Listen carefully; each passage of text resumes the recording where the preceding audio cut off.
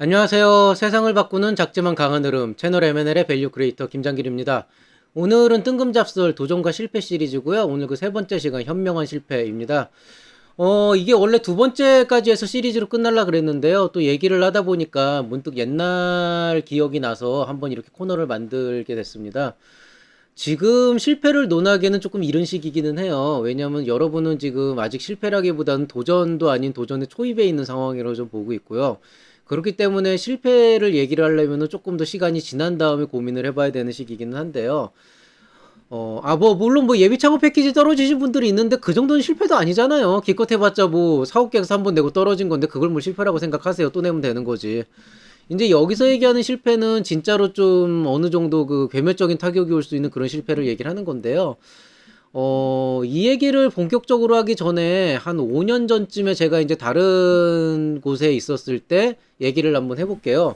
G 헬스케어 코리아라고 이제 우리나라에도 그 미국에 있는 그 G 회사의 그 헬스케어 부서가 따로 있어요. 거기에 대표님께서 오셔가지고 한번 강의를 한 적이 있었어요. 제가 요청을 받아서 강의를 기획을 했고, 그 강의를 이제 실제로 진행을 했었는데, 그분이 그때 이제 젊은 학생들을 대상으로 강의를 하시면서 이 도전이라고 하는 것과 실패에 대해서 여러 가지 얘기를 이제 하고 있었거든요. 그러면서 이제 미래는 어떻게 바뀔 것이고, 거기에 대해서 어떻게 이제 어떤 자세를 가지고 어떤 애티튜드를 가지고 우리가 대해야 할 것인가, 이런 얘기를 했었는데, 질의응답을 하는 과정에서 학생 하나가 failure라고 하는 거에 대해서 질문을 하고 싶다라고 얘기를 했죠. 그게 뭐냐면은 실패를 두려워하지 말아라고 하는 얘기는 우리나라에서나 미국에서나 외국에서도 항상 나오게 되는 얘기 중에 하나고, 다른 말로 얘기를 하자면 구더기 무서워서 장을 못 담글 것이냐. 그러니까 말 그대로 실패라는 거는 항상 있을 수가 있는 것이기 때문에 그게 두려워서 아무것도 안 하면 안 된다라고 하는 그런 굉장히 좋은 얘기고요.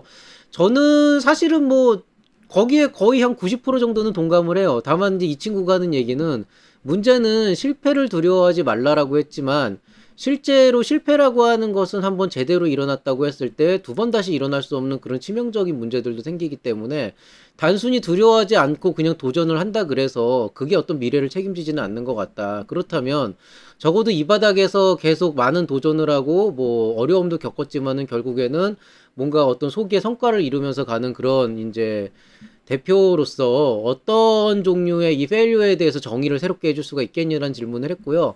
그분이 고민을 하다가 이런 대답을 하셨어요. 나는 실패라고 하는 데는 두 가지 종류가 있다고 한다. 이제 wise failure와 stupid failure라고 얘기를 하시더라고요. 말 그대로 현명한 실패와 어리석은 실패라고 하는 거죠. 이게 만약에 내가 어느 시점에 뭐 사업을 진행하건 아니면 뭔가 새로운 시도를 하면서 아이템을 만들어서 가고 있는 과정에서 실제로 이제 여러 종류의 어떤 그 잘못된 사항들이 있었고 그런 것들에 의해서 실패를 겪었을 때 거기에서 내가 뭔가를 끌어낼 수 있고 그걸 바탕으로 다음으로 도약할 수 있는 어떤 그 요소들을 만들어 내갈 수 있다 그러면 그 실패 자체가 그 당시에는 마음이 되게 아프겠지만은 어쨌든 그렇게까지 인생에 있어서 큰 문제가 되진 않을 것이다. 그렇지만 만약에 지금 현재 하고 있는 일이 잘 안 되고 있고 이 일로 인해서 지금 보고 있는 상황에서 지속적으로 어떤 손해가 나면서 로스가 이제 발생을 하면서 이제도 계속 간다 그러면은 뭐 계속 1억, 2억, 3억, 4억, 10억 깎이는 과정이고, 이게 그냥 마냥 상황이 나아지기만을 기다리면서 밑빠진 독에 물 붓기라고 생각을 한다면은 그때는 이제 어리석은 실패가 된다는 거죠.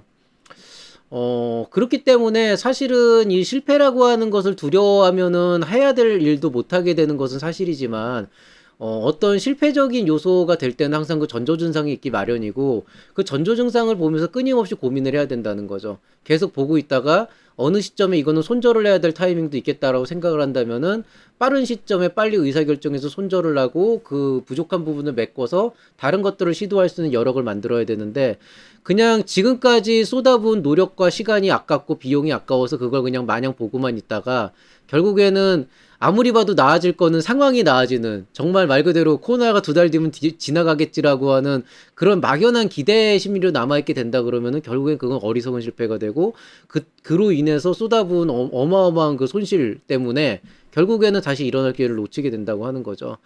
생각보다 이 스투피드 페일리어를 하는 사람들이 되게 많아요. 여러분은 지금 이 강의를 듣는 여러분은 이제 예비 창업 패키지 시작하신 분이고 초기 창업 패키지 시작을 하신 분들이니까 아마 지금쯤 일부 몇 분들은 이제 손절이라고 하는 개념까지는 아니지만은 아, 내가 지금 생각한 100가지 중에서 10가지 중에서요. 내가 지금 생각한 10가지 중에서 남은 기간 동안에 내가 현실적으로 끌고 갈 수 있는 게 3개밖에 없겠구나라는 판단이 들면은 빨리 7개를 놔버리는 게 맞긴 하죠. 근데 어떤 분들은 계속 10개를 끝까지 가져가려고 하는 분들이 있거든요. 그런 분들이 계속 시간을 끌다가 이제 나중에 되살아지 못하는 경우가 많아요.